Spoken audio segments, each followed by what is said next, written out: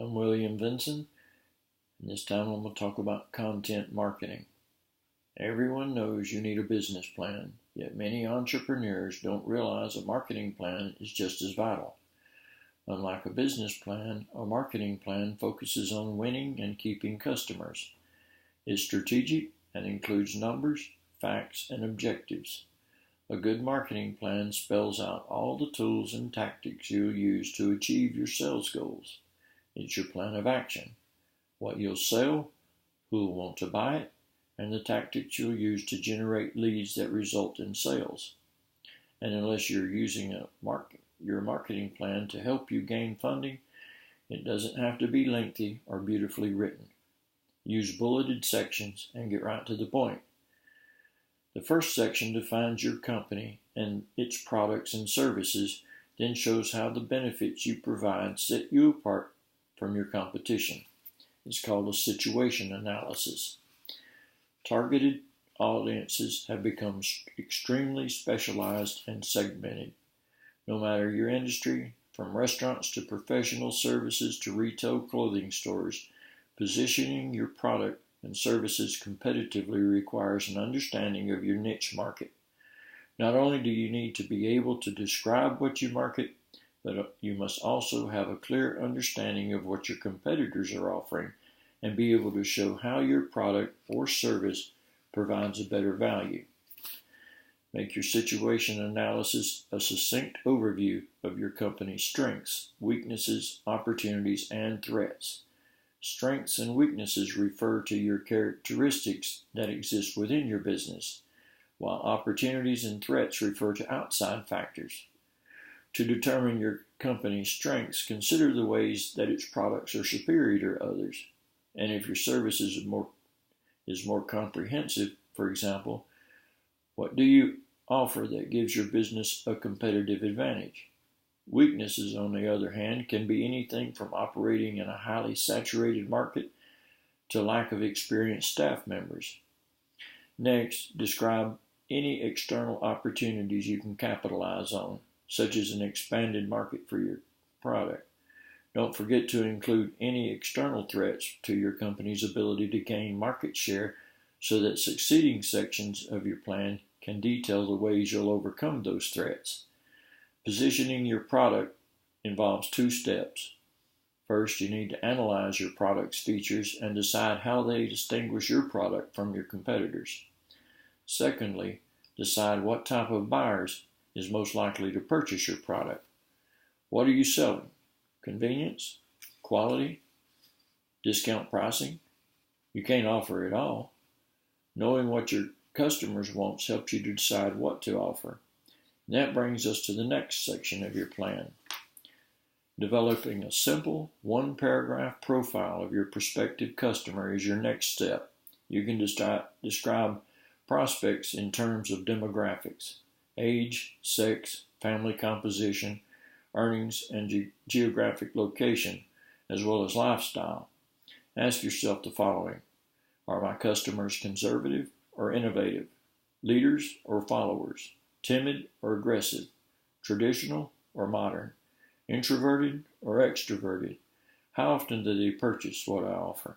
In what quantity? If you're a business-to-business marketer, you may define your targeted audience based on their types of business, job title, size of business, geographic location, or any other characteristic that may make them possible prospects. No matter who your targeted audience is, be sure to narrowly define them in this section because it will be your guide as you plan your media and public relations campaigns. What do you want your marketing plan to achieve? For example, are you hoping for a 20% increase in sales of your product per quarter? Write down a short list of your goals and make them measurable so that you'll know when you've achieved them. If you need help with creating your goals, here is a primer to get you thinking. Specifically, you have a better chance of achieving a goal if it's specific. Raising capital isn't a specific goal. Raising $10,000 by July 1st is. Optimism. Be positive when you set your goals. being able to pay the bills isn't exactly an inspirational goal. Achieving financial security phases your goal in a more positive manner, thus firing up your energy to attain it. Realism. If you set your goal to earn $100,000 a month when you've never earned that much in a year, that goal is unrealistic.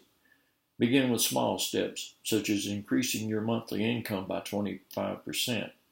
Once your first goal is met, you can reach for larger ones. Short and long term.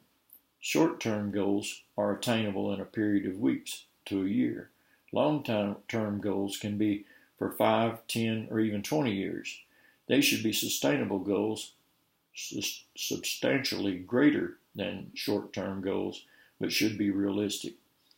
This section is the heart and soul of your marketing plan. In the previous sections, you outlined what your marketing must accomplish and identified your best prospects. Now it's time to detail the tactics you'll use to reach these prospects and accomplish your goals. A good marketing program targets prospects at all stages of your sales cycle. Some marketing tactics, such as many forms of advertising, public relations, and direct marketing, are great for reaching cold prospects. Warm prospects, those who've previously been exposed to your marketing messages and perhaps even met you personally, will respond best to permission-based email, loyalty programs, and even appreciation events, among others. Your hottest prospects are individuals who've been exposed to your sales and marketing campaigns and are ready to close a sale. Generally, interpersonal sales contact, whether in person, by phone, or email, combined with marketing ads, the final heat necessary to close these sales. To complete your tactics section, outline your primary marketing strategies, then include a variety of tactics you'll use to reach prospects at any point in your sales cycle. For example, you might combine outdoor billboards, print advertising, and online local searches to reach cold prospects, but use email to contact your warm prospects. To identify your ideal marketing mix, find out which media your target audience turns to for information on the type of product or service you sell. Avoid broad-based media, even if it attracts your large audience or your target audience. If the content isn't relevant, the marketing tactics you choose must reach your prospects when they'll be most receptive to your message. You'll need to devote a percentage of projected gross sales to your annual marketing budget. Of course, when starting a business, this may mean using newly acquired funding, borrowing, or self-financing. Just bear this in mind. Marketing is absolutely essential to the success of your business. And with so many different kinds of tactics available for reaching out to every conceivable audience niche, there's a mix to fit even the tightest budget. As you begin to gather costs for the marketing tactics you outlined in the previous step, you may find you've exceeded your budget. Simply go back and adjust your tactics until you have a mix that's affordable. The key is to never stop marketing. Don't concern yourself with the more costly tactics until you can afford them.